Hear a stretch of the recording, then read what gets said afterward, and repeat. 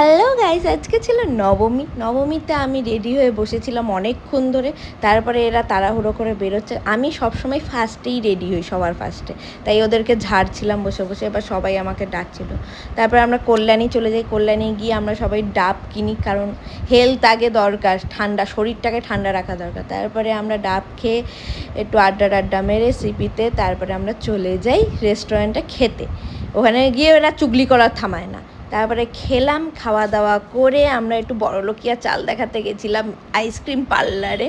সেখানে গিয়ে বড়লোকেদের মতো একটু আইসক্রিম খেলাম, মানে আজ আলাদাই সোয়াগ আমাদের। তারপরে ভিড় ঠেলে আমরা চলে গেলাম ITI এর ঠাকুরটা দেখতে। কিন্তু সত্যি ঠাকুরকে নিয়ে আমি কিছু বলবো না, কিন্তু ওখানে ব্যবহারটা খুব খারাপ।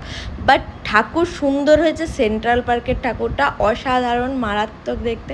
তারপরে ঢাক বাজানো শুনে আমরা চলে আসি বাড়ি। দেখা হচ্ছে নেক্সট ব্লগে। টাটা, সাবস্ক্রাইব করে দিও।